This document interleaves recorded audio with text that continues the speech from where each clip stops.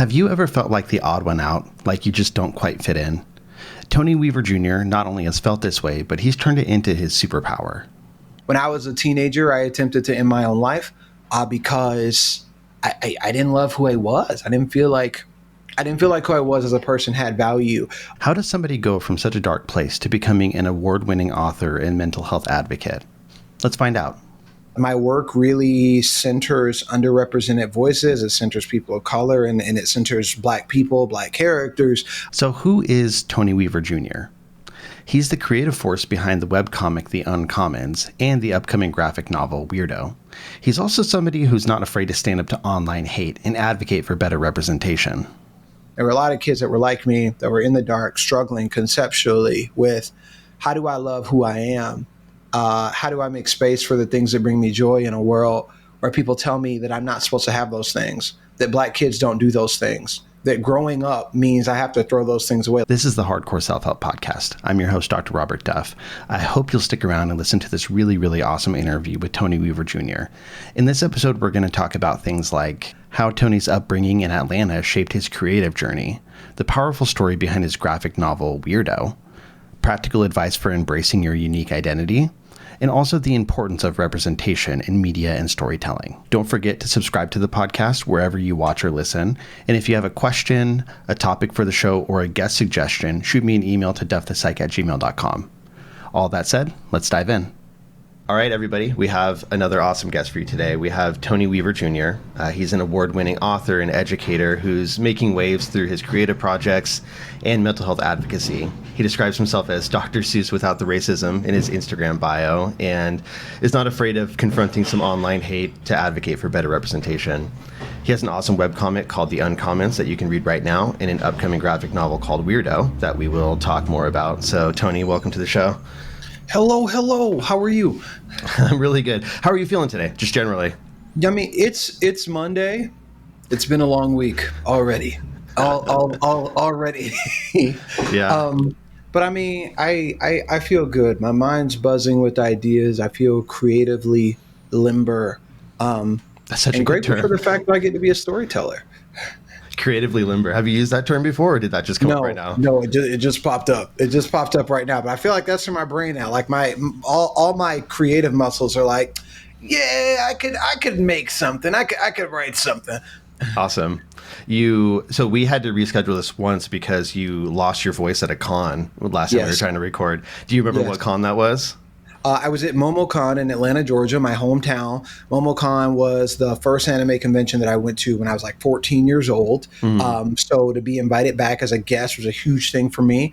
And also, my work really centers underrepresented voices. It centers people of color, and it centers Black people, Black characters.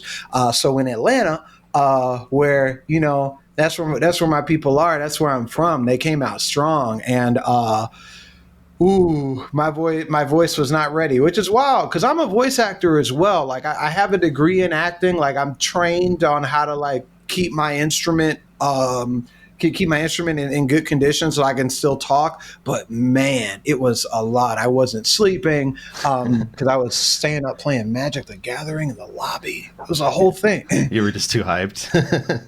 Yeah, MomoCon will do that to you. That's cool. That's awesome. Well, I want to learn more about you. I want to learn more about your projects, what you're passionate about. For people who may not be familiar with you, can you give some context about, you know, you mentioned you grew up in Atlanta, is that correct? Mm-hmm. Mm-hmm. What was life like for you growing up? And, you know, I know that a lot of your work centers on otherness, about finding your group and your people. So, you know, where in your story do you start to realize that that is a thing, that people are separated by groups, that some are okay, mm-hmm. some are not? So I mean, we're on a psychology podcast, right? You're trained. You're a doctor. You know what you're doing. So I will dive in a way that I hope comes across as vulnerable and not as crass, if that makes sense. Because mental health is something that I really care about. But I think I'll start at kind of what was the inciting incident for me. When I was a teenager, I attempted to end my own life because I didn't love who I was. I didn't feel like who I was as a person had value.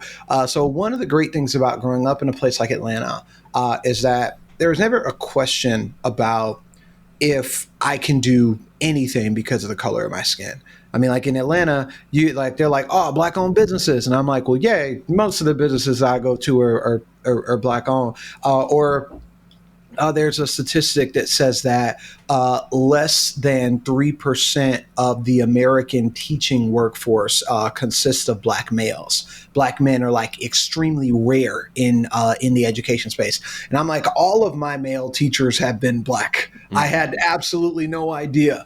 There were a lot of elements of kind of blackness being limited that I just didn't experience because I grew up in Atlanta. But also what happens kind of on the flip side is that when you get so many people of a culture in one place, sometimes the ideas of that culture start to become really monolithic. So you turn on TV, I think one of the inciting incidents for me, and like this is wild to say, but I mean it 100%. My parents put a TV in my room, mistake, but also thanks. And I woke up one night at like 2:00 in the morning. I couldn't sleep. I turned on the TV and MTV was on back when MTV still played music videos. And the Fall Out Boy's Sugar We're Going Down music video played. And that thing like warped my brain. Like I had never heard anything like that. I didn't know that music could be like that. That was like I felt the synapses fire. Like things went off in my brain. But you go to school and it's like, why do you listen to that white people music? Like that's not... Black kids don't listen to stuff like that. Like even though like black people created rock music, right? But for kids, they're like, nah, we don't really do that. You're kind of weird. That emo stuff. Exactly. Like you can't pull up with the Welcome to the Black Parade ringtone and expect not to get roasted. I wish somebody would have told me that before I bought the ringtone. But it's that those kind of experiences led me to a place where I felt like the things that brought me joy were bad things. And as I came out on the other side, my parents got me therapy. I was able to kind of come into a place of my own. And what I found was that there were a lot of kids that were struggling with those same ideas. There were a lot of kids that were like me, that were in the dark, struggling conceptually with how do I love who I am? How do I make space for the things that bring me joy in a world where people tell me that I'm not supposed to have those things, that black kids don't do those things, that growing up means I have to throw those things away. Like you see all these books behind me, all these figures behind me. You know how many times people like, you still play with Pokemon? You still like Pokemon? Or you're still reading those books? You still got your action figures? Those were experiences I navigated a lot. And I try to make space for kids that are navigating those experiences in my writing. That's great. We're at a really interesting time right now because, the wall behind you, there's manga, there are Pokemon, there's a Miles Morales mask and various figures up at the top and stuff like that. That's not as unusual now as it was maybe 10 years ago or something like that, right? Mm-hmm. So we're coming to a place where that's much cooler. But that wasn't the case, 100%. Probably when you were adolescent. And what's wild is I felt that way. But some of the schools that I go to, I'm still hearing from kids. They're like, "It ain't as cool as you think it is." I'm still going to the schools where like the anime kids are still the anime kids, mm-hmm. and they still got that one lunch table, and don't nobody else want to sit with them. And I'm like, that's wild to me. The fact that kind of the fact that still exists. I think we're certainly in a place where anime has become more mainstream for the better, in my opinion. Just kind of introducing these stories to a whole nother group of people. And I hope that community continues to grow. Yeah. So I had a look at I got a galley copy of Weirdo, your upcoming graphic novel. And there were so many cool touches in there. So it's very autobiographical, obviously. Mm-hmm. You're the main character in it. But I noticed like things that have to be directly pulled from your life. Like you were just talking about how all schools have, the anime kids. And there's a scene where you are, I think, running to the office and there's like your Naruto running. And like I can see you backpack Naruto running in school during that time. Was that pretty spot on for you at that time? 100%. I think one of the, so Weirdo's a graphic novel memoir. I call it the Nerdy Kids Instruction Manual for Self-Love and Self-Confidence. And it takes me it takes readers with me through that journey of self-love and learning to accept who I am, from before the bullying started to when it got its worst, through the suicide attempt and the light on the other side. That was really important for me, because I feel like there are some people that would write this book and the kid would just get bullied for the whole book, and they attempt suicide like maybe 80% of the way through the book. And then the last chapter is some like light resolution of like, everything's going to be okay. And then we're done and we leave. We would spend majority of the book in the dark, and it would be this like exercise in how much can I traumatize you by showing what this child is going through. But Weirdo is intended to be a victorious tale. It's intended to be a triumphant tale. And some of the places where I found that triumph were incorporating things from my childhood that to the average reader, they go, oh, this is just a creative device. But I'm like, no, like this is real. Like this is literally what happened. Like in the second chapter of Weirdo, it starts with me in a plant shop with my dad. And I'm begging my dad, like, hey, can I get one, please? Can I get one? And Rita's like, what is he talking about? And my dad's like, fine.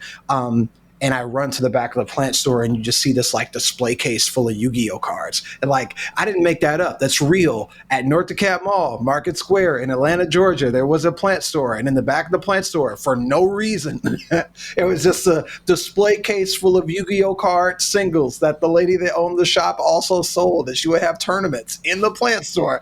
And I loved getting to revisit, getting to revisit stuff like that.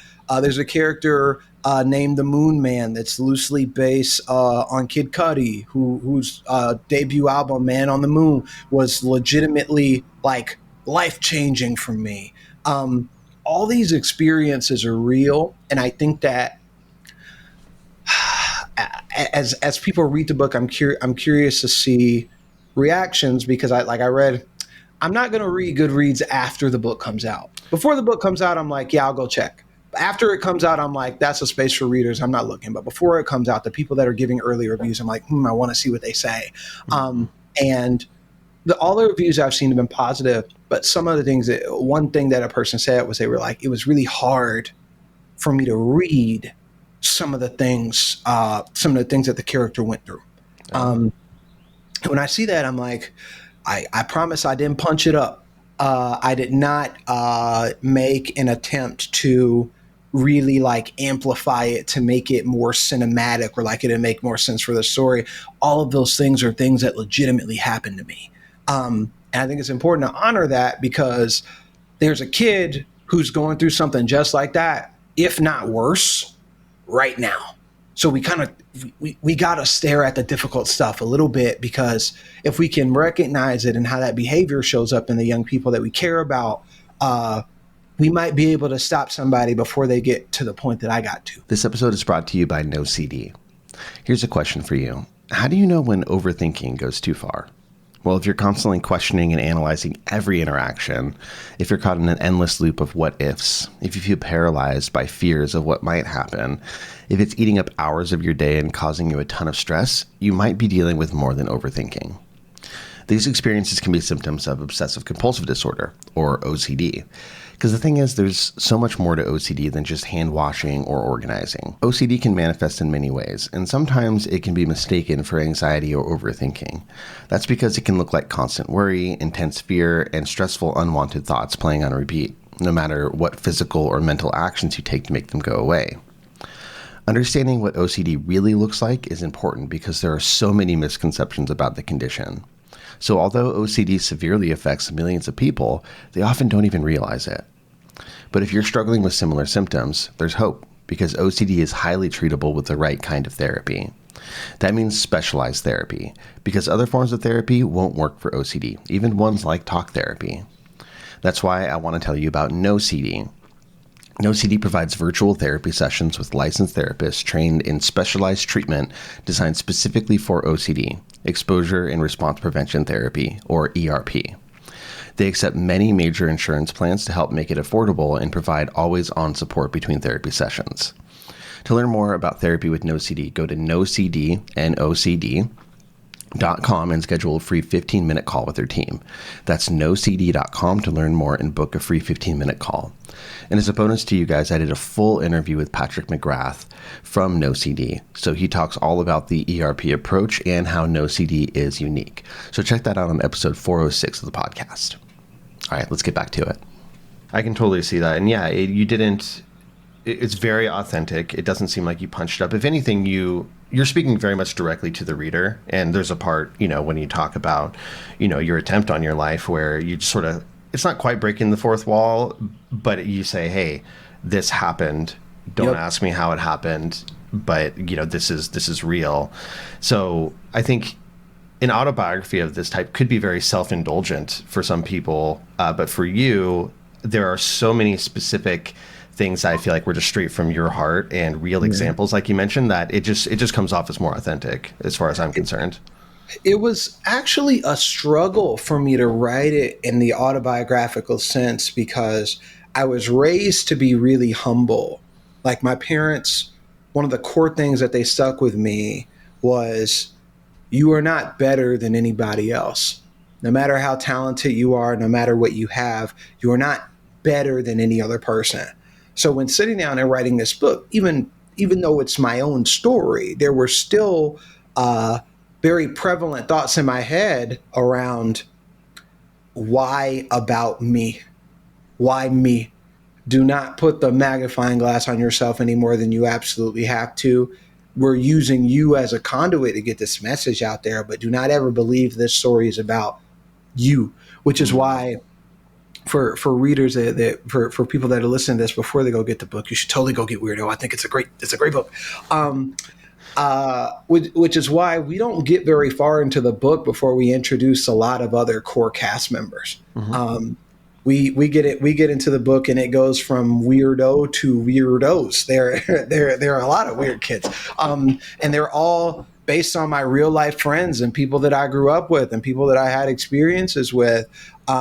There's a moment in the book where they're concerned that their school is going to get shut down, and that's real. I didn't come up with that for dramatic tension at the end of the book. Like that actually happened.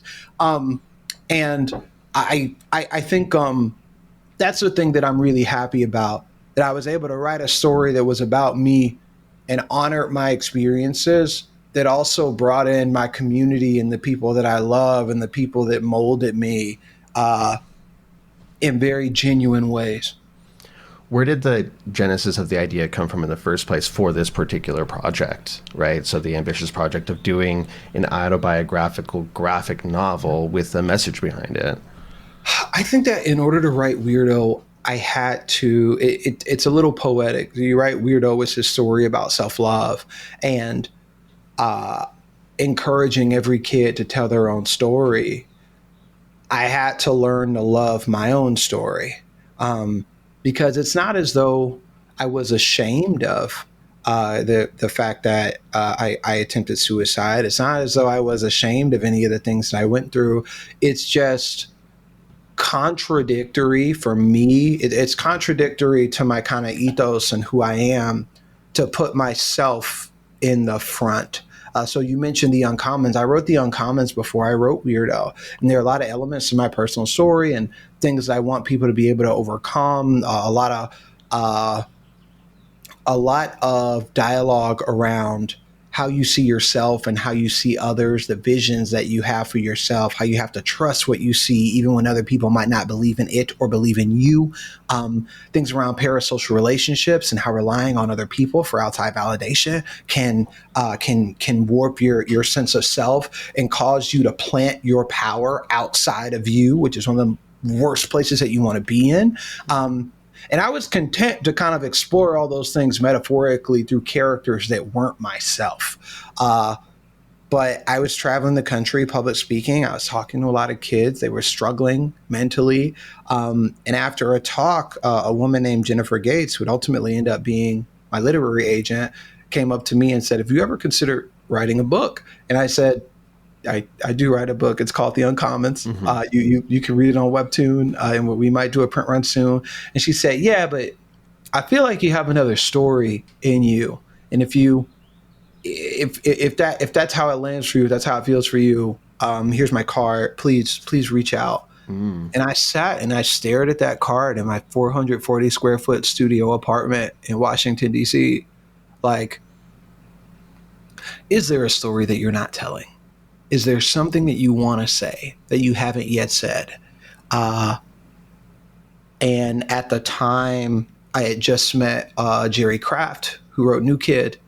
And I had also met Raina Telgemeier at San Diego Comic-Con. And I spoke to them both about, hey, I got this idea. It's kind of inkling. Do you feel like there's a need for this?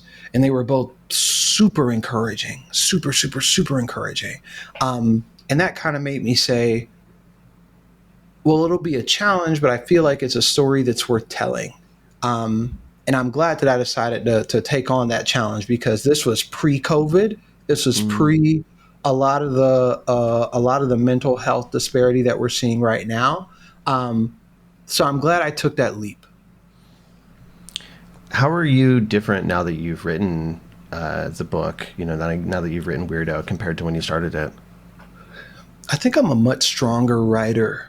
So the Uncommons in the webtoon format, it's different. Like, but before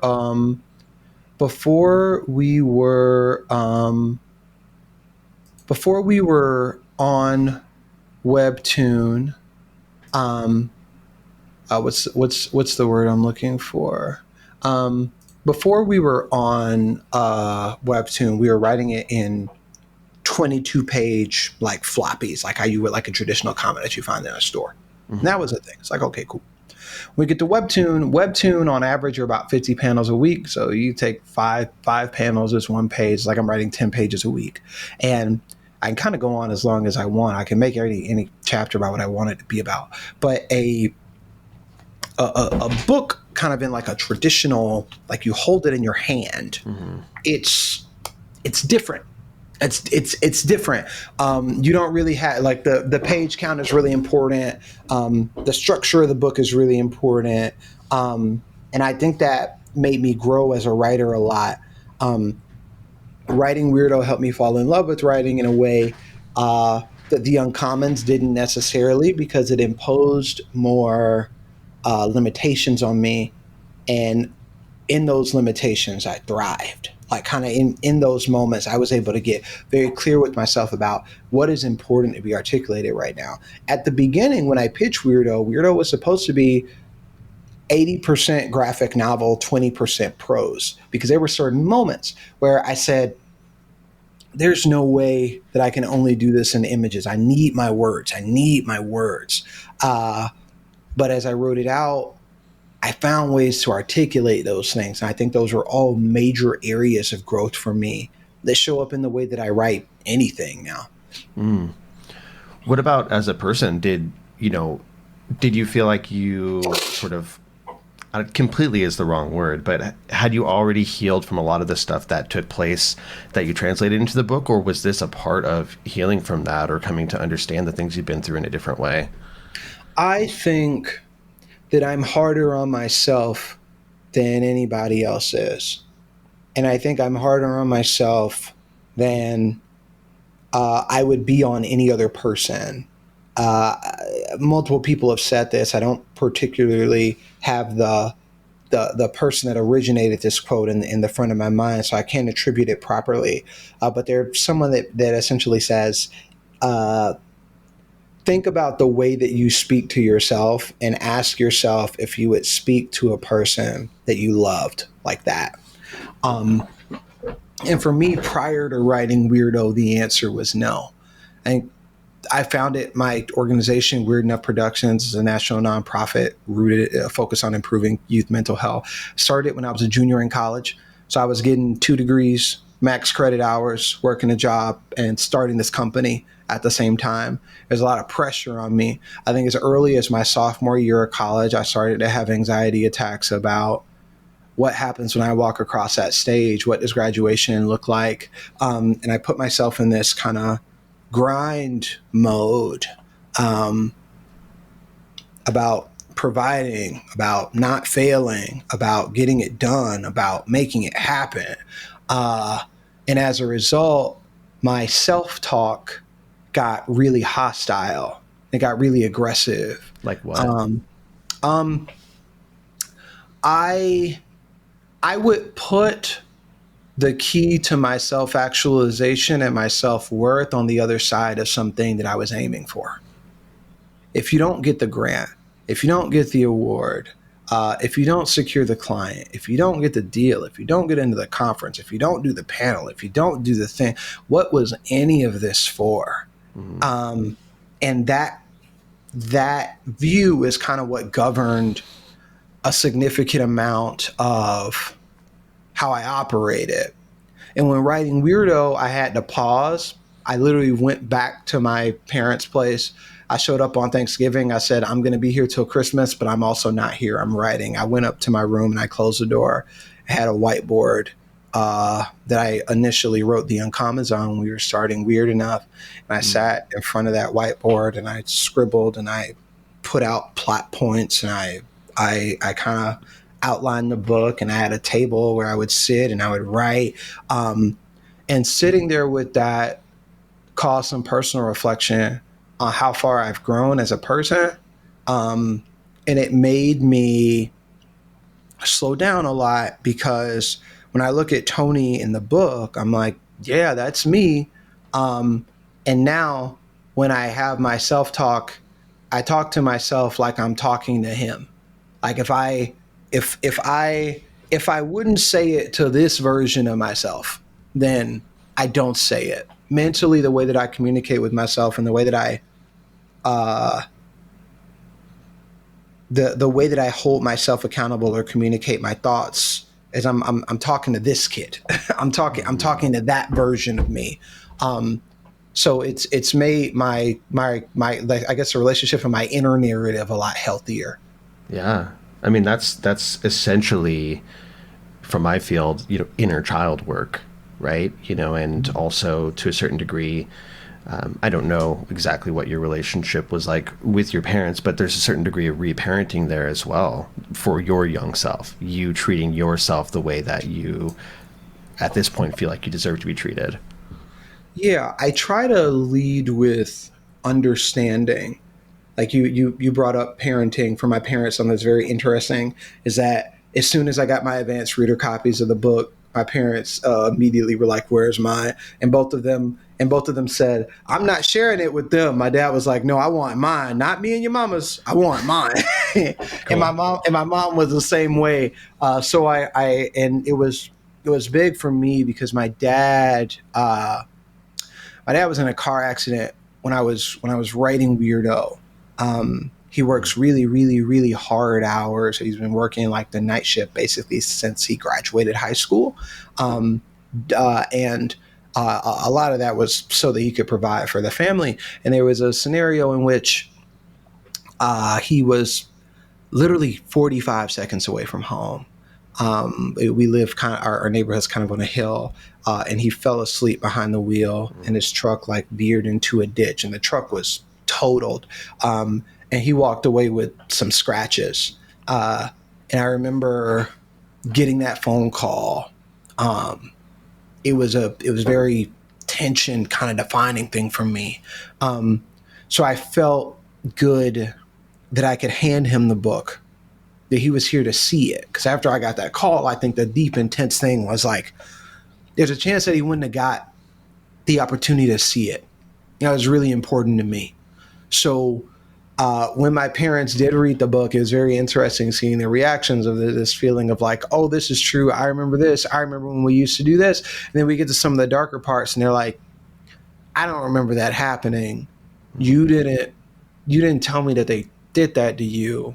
I would have done something if you had told me that happened.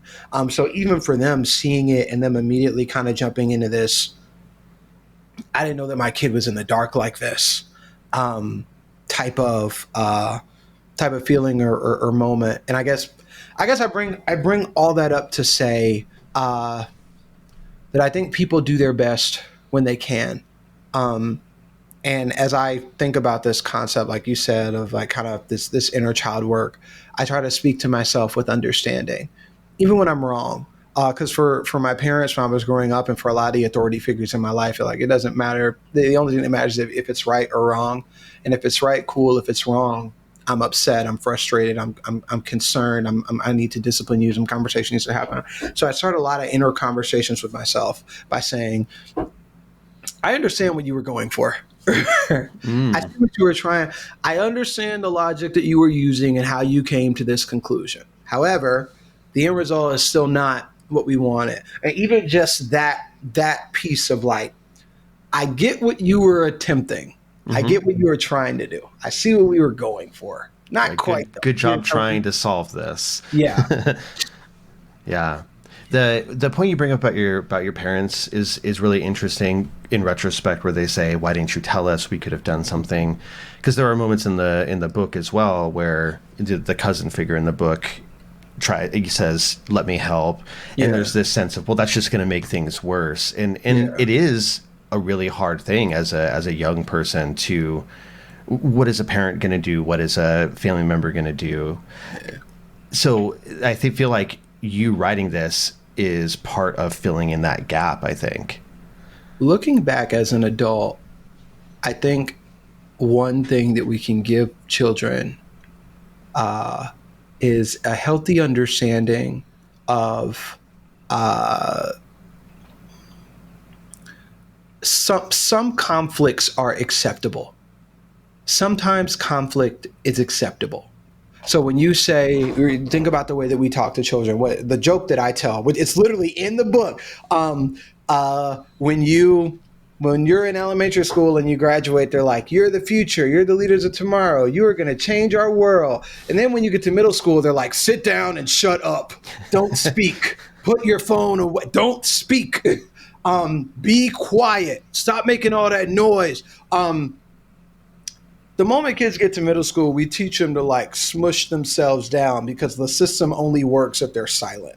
Everything only works if they shut up. So when you're kind of surrounded by that system on all sides, especially as, like, a high achievers kid, so, like, I expect better from you. I expect you to be up here, even, like, further beyond where your peers are. You get this feeling of, well, I don't want to rock the boat. And my mom, my mom's a public educator. She's actually chief equity officer now. So she's at the district level now. And my mom, very nice lady, very professional lady, will also flip a table if need be. And when I was a kid, I truly feel like my concern was, I don't want my mom to come up here and flip the table on somebody. But now as an adult, I'm like, you need somebody to come flip the table for you. Do you know how many kids wish that they had a parent that was so active, involved, and cognizant that they would show up and flip a table over something out of bounds and out of pocket that somebody said to their kid? We trick kids sometimes out of their own support systems, because sometimes support requires conflict. You can't treat my child like that. You have no business saying that to my child. And emotions are going to get elevated and voices are going to raise, because something needs to change. Something negative has happened. And there are a lot of kids that we kind of force into compliance through their silence, because we don't want to make a scene. We don't want things to get wild. We don't want things to get crazy. The assistant principal will be mad at me if my mom comes to school and says something about the way that I've been being treated by my teachers, and my teacher will be mad, and then my mom's going to leave and I have to sit in the classroom with this teacher that's upset with me. But you got to sit in that conflict sometimes. You'll get over that, right? You'll get over that part of it. You won't get over what leads to you eventually taking your life or something like that. Exactly. Yeah. I can relate. We have a different set of circumstances. Obviously, if you're watching this, I'm not Black. I'm not from Atlanta, but I grew up poor to a very, very young mom. And so there were certain elements of what you were just talking about at school that resonated, because my mom was the one who would flip a table, right? I remember teachers having to apologize to me in front of class for, like, not considering me for an award that I was eligible for, or for disciplining me in a certain way. And that was, at that time, embarrassing. But as an adult looking back, it's like, yes, exactly what you should be doing to protect the ones that you love. Yeah. It's I think you mentioned my cousin in the book, and I mean we're Mm-hmm. still really close. She just had her first child, which is interesting. I feel he gets a lot. He gets a lot from his uncle. He gets a lot from me. I must say, because he's like one now and he's running around using a bat like a lightsaber, and I'm like, you didn't teach him that. He didn't get that from either. He didn't get that from either of you. That's me. That's me. Okay, he knows what it is. I'm super grateful for her, and the fact that she showed up for me in the way that she did, because ultimately I didn't want anybody to know what was going on. But if she hadn't said something, who knows what would have happened? Yeah. I appreciate that. That's a good message. Yeah. Can we talk a little bit about representation? Because this is something that you obviously within your work, but also outside of your printed work and your webcomic and stuff, you champion a lot. I see, especially lately, a lot of you giving it to people on Instagram about. Oh, I'll scrap with you. Yeah, I've had people say, why is there a black samurai? Why is there a black this or that? That's honestly a great follow-up to our conversation about people accepting conflict. So for me, I'm a positive person. I believe in people. I believe in the world. And I have ideas that I think are borderline utopian, that people would say are completely unrealistic. And I think the reason that they're unrealistic is because we don't hold people accountable to them for those things. So for me, positivity is the absence of negativity. And negativity does not go away because someone just decides, oh, I'm going to stop being negative. Sometimes you got to show up and throw hands. Sometimes the only way we get negativity out of spaces is if you throw them out the front door like Uncle Phil used to throw Jazzy Jeff on the Fresh Prince of Bel-Air. Like the only way that things are going to shift or change is if I show up and I look at you square in the face and I go, racism has no place here.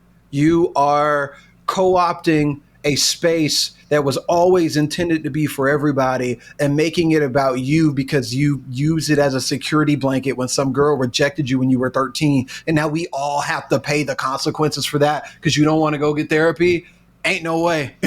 we gonna have Black Jedi in every series now, as far as I'm concerned. Like to me, representation on a variety of levels, when you look at the data around what representation does for mental health for the young people that are consuming content, I think that's extremely important in a world where students are spending more time engaging with media content than they are in school learning. In any society that cares about its people, you must be paying attention to what these things do. Like maybe 50 years ago, and honestly not even 50 years ago, because George Gerbner was doing the cultural indicators experiment around that time, and he was finding very similarly that these things were impacting stuff. When you look at the doll test, it's not too far off from that time period 50 years ago. These things have always had an impact. But in a time where content is so ubiquitous and we have it on our phones and our tablets and our TV screens, I go to pump gas at the gas station, and while I'm waiting for the gas to pump, a commercial comes on and they're showing like video clips. Content is too ubiquitous and too formative for us to not think about the ramifications of what happens when groups are misrepresented or when groups are underrepresented. You just fundamentally can't. And so many people want to say, well, why do you let yourself be impacted by that stuff? You should know better. You should think better. So many people want to like free thinker their way out of the clearly, thoroughly documented ways that people are influenced by media content. So on one hand, the data just says we need to support it. But on the other hand, I feel like stories with bad representation are poorly written stories. And as a writer, I'm like, you're a hack. You should aspire to be a better writer. There shouldn't be any representation because of wokeness or some conspiracy. There should be representation because it's good writing. If I wrote a story about a forest and I said, hey, my story takes place in this massive forest and you show up and there are no trees, you'd be like, well, that's kind of weird. How does the story take place in a forest if there are no trees? And if the writer was like, well, there weren't a lot of trees where I grew up, so I just wrote what I knew, and I didn't want to make a tree that looked differently than how trees were supposed to look. You'd be like, well, if you were going to write a story about a forest and you didn't know about trees, maybe you shouldn't be writing that story, or maybe you need to go look at some trees and do some research so that things at least feel like mildly realistic. That's how I feel when you place a story in Manhattan and there are no people of color in it. But you place a story in Brooklyn, in Queens, in the Bronx, and Harlem, and there are no people of color in it. When you make a story about jazz and there are no people of color in it, it's like making a story about a forest where there are no trees, or a beach where there's no water. It just, on paper, it doesn't make sense. And there's a very large contingency of people who just don't care about that stuff. They're like, well, I don't see color. I don't pay attention to that stuff. I don't see why you should be focusing on that stuff. I'm like, on paper, it's just bad storytelling. If I wrote a series about robots and there was no electricity, what's powering the robot? How does it work? To me, mentally, my philosophy is that people of all backgrounds, not just Black people, people of all backgrounds are what make the world what it is. So when you decide, so for example, I'll go grab it because it's one of my favorites, but it's also like one of the worst offenders. Go for it. Let me see. We can get a nice view of the Pokemon in that. So when you get a story, like Magi, which is like a high fantasy tale kind of inspired by this kind of like Arabian Nights, Aladdin type aesthetic. This character is named Sinbad. The main character is named, the two main characters are named Aladdin and Alibaba. But if you look, like, this is Alibaba. And I'm like, you can take the gin and the lamps and the architecture and the stories, you can harvest the whole aesthetic. But when it's time for the people to show up, everybody's lily white and pale. That's just bad writing. It's bad writing. And I don't say it in like a disrespectful way. I enjoy this story. I've seen the anime. I have the book. This is where the anime ends. I love it. But simultaneously, it doesn't make sense. Sure. On paper, it just doesn't make sense. And I feel like there's a need to express that. You got to put that out there. That's a really good point. Yeah, I mean, it's like, you live in the desert. You're not going to be all pasty white. That doesn't make any sense at all. Yeah, I like that. And yes, what you're saying is a good counter to the knee-jerk reaction of like, well, why do you have to shove wokeness down my throat or this or that down my throat? That only comes from the contrast between what the person is already used to, which is zero representation, right? It's this is more close to reality, not further away from reality. When I tell people in my videos to get therapy, right? Like, people laugh at it sometimes, right? And they're like, yeah, those people really do need therapy. But someone tagged me in a comment. They said, Tony Weaver Jr., I love his videos, but I hate how he treats therapy like a joke. And I responded and I said, oh no, there's no joke. I'm in therapy every week, every Tuesday at 6:00. I'm in therapy. I'm not telling you to go to therapy as a joke. I mean it. Something needs to be discussed. Because on paper, one of the things where, I don't know, people would get upset with me about this because they're like, what do you mean you relate to? I'm like, I understand the way that these people feel at a base level. People get really upset about wokeness. They're like, this is pandering. And in my head, I'm like, it's heartbreaking that you don't understand that the pandering is what has been happening up until this point. Think about Hollywood and how expensive it is to produce anything in Hollywood, right? Think about how expensive it is to make movies.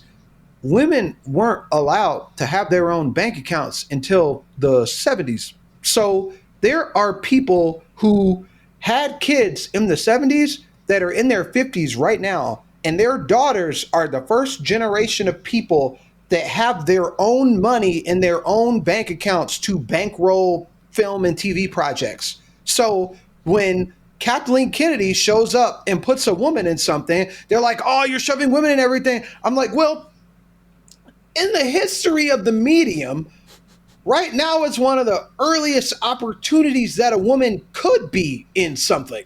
it's not because it's not because, oh, we're shoving women in everything. It's because prior to this, if a woman was in something, go look at the Nickelodeon behind the scenes documentary and see what was going on with the talent that were on set, or the two women that were on staff having one salary split between the two of them because there were no worker protections in place. And that was the only way that they could get a leg up in the industry, because the industry was so hostile that if they said literally anything, they would be canned, and that would just be the end of it.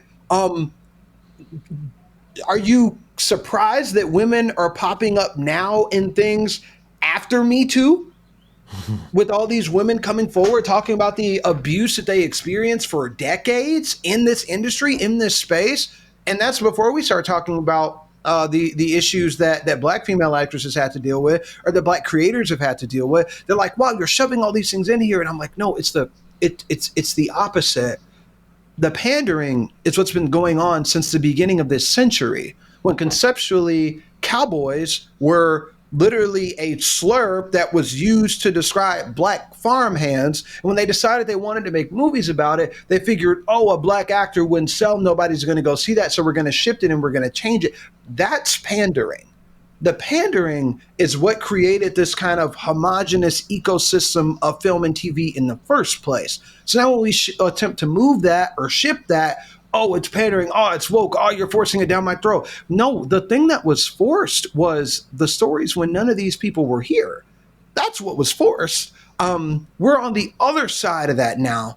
And people don't like it. And I try my best not to vilify people, right? Like some people are just legitimately racist. Like, it is what it is. Sure. Some people are just some people are just discriminatory. But I try not to take this point of view that everybody that disagrees with me or everybody that feels iffy about a Black character being in a certain IP is just this irredeemably bad person. But I do feel like they need therapy, because your entire view of the world and your value system is based on the output of a group of executives that were pandering to you this whole time. And having that kind of snatched from you like a baby's binky, of course you're going to start crying. But we got to move forward. We can't hold back on progress just because you feel some type of way. That echoes to me the way you were talking about how you talk to yourself, which is, you know, the person that you're imagining here. You're not saying you're horrible by nature. You're saying, I see where you're getting this programming from.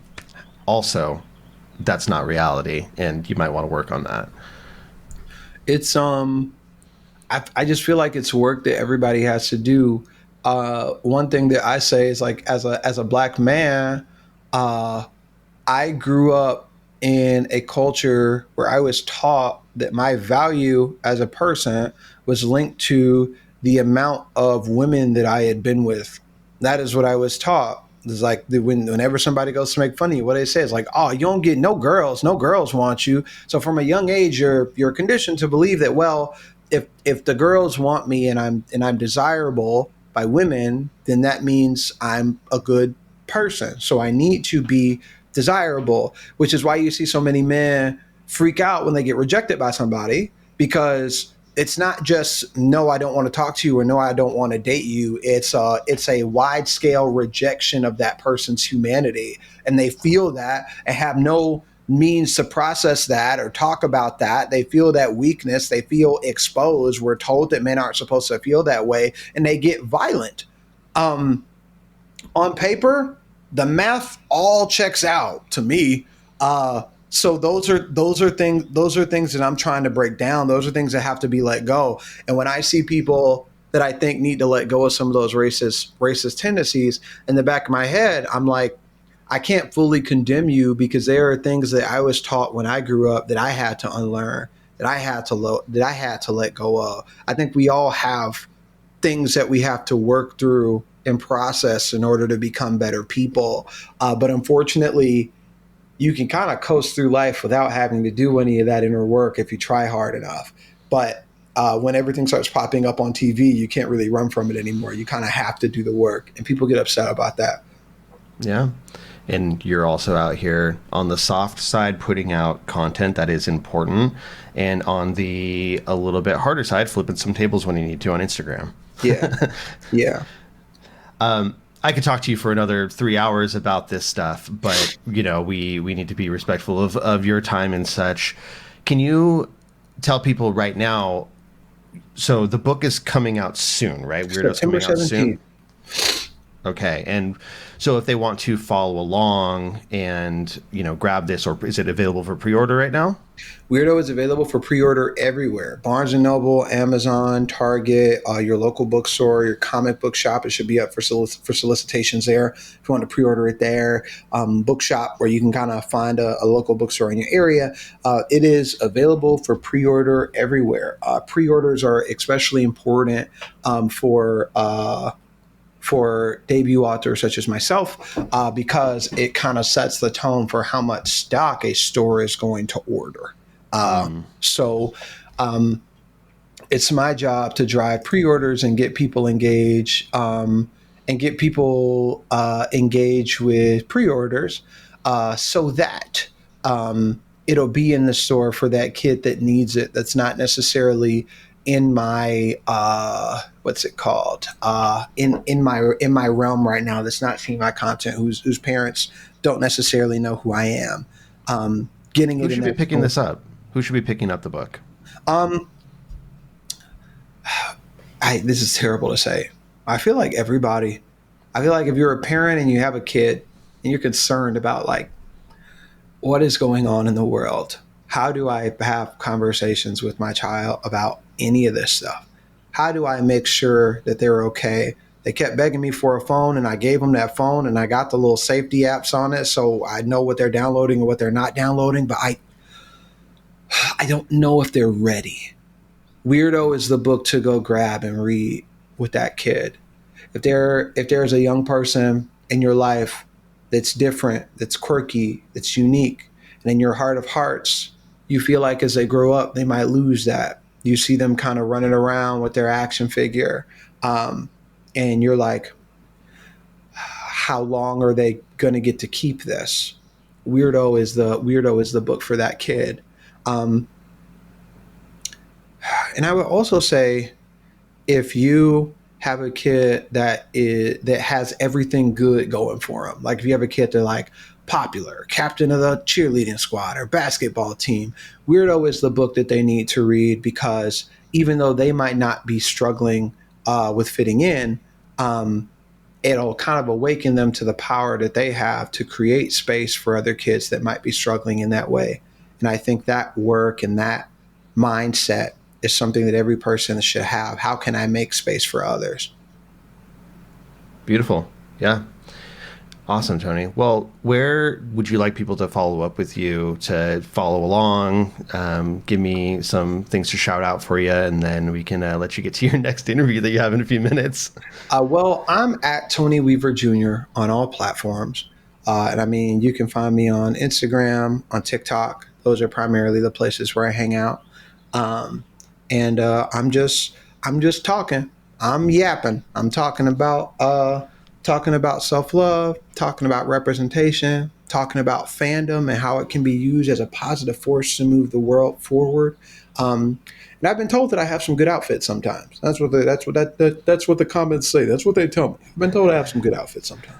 If you're listening on audio, you'll have to come check out the YouTube as well, because yes, that is on full display right now. I'm trying. Awesome. Thank you, Tony. Thank you.